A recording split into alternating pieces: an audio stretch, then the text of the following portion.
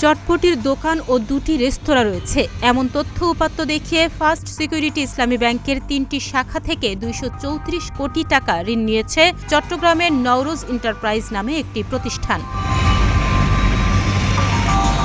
মালিক নাজমী নওরোজ হলেও প্রকৃত অর্থে ঋণের টাকা যায় এস আলম গ্রুপের চেয়ারম্যান ও ব্যাংকটির মালিক সাইফুল আলম মাসুদের পকেটে। এমন অনিয়ম খতিয়ে দেখার সিদ্ধান্ত নিয়েছে দুর্নীতি দমন কমিশন।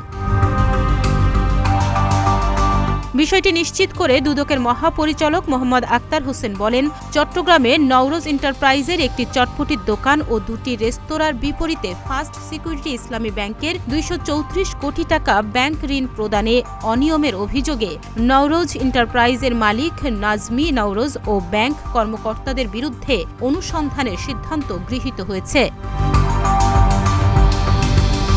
এই ঋণ জালিয়াতির সঙ্গে এস আলম গ্রুপের চেয়ারম্যান ও ব্যাংকটির মালিক সাইফুল আলম মাসুদের সংশ্লিষ্টতা রয়েছে বলে গোয়েন্দা তথ্য পাওয়া যায়। এসব অনিয়মের বিষয়ে সংশ্লিষ্ট দোষীদের বিরুদ্ধে অনুসন্ধানের সিদ্ধান্ত নিয়েছে দুদক।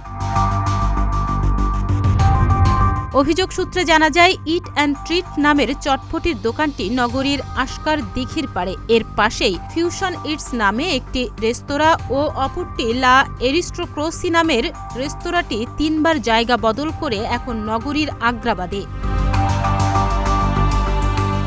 সামান্য ব্যবসার বিপরীতে ২৩৪ কোটি টাকা ঋণ নেওয়া হয়েছে, যার মধ্যে লা এরিস্টোক্রেসি রেস্তোরাঁটির নামে ২ কোটি টাকার ঋণ সীমা নেওয়ার সুযোগ থাকলেও নাজমী নওরোজ উত্তোলন করেন ৭০ কোটি টাকা, যা সুদে আসলে ১১৭ কোটি টাকা হয়েছে।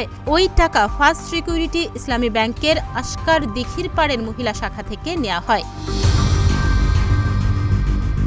একই প্রতিষ্ঠানের নামে নগরীর প্রবর্তক মোড়ে অবস্থিত ফার্স্ট সিকিউরিটি ইসলামী ব্যাংক শাখা থেকে ৫৪ কোটি টাকা উত্তোলন করা হয়, যা সুদে আসলে ৯০ কোটি ৪৫ লাখ টাকা হয়েছে। এর বাইরে ব্যাংকটির চকবাজার শাখা থেকে ঋণ নেওয়া হয়েছে ২৭ কোটি টাকা। চকবাজার শাখার পুরো টাকা সহ অন্যান্য ঋণ এস আলম গ্রুপের চেয়ারম্যান ও ব্যাংকটির মালিক সাইফুল আলম মাসুদ নিয়েছেন বলে অভিযোগ রয়েছে। তাহনিয়া ইয়াসমিন, প্রতিদিনের বাংলাদেশ।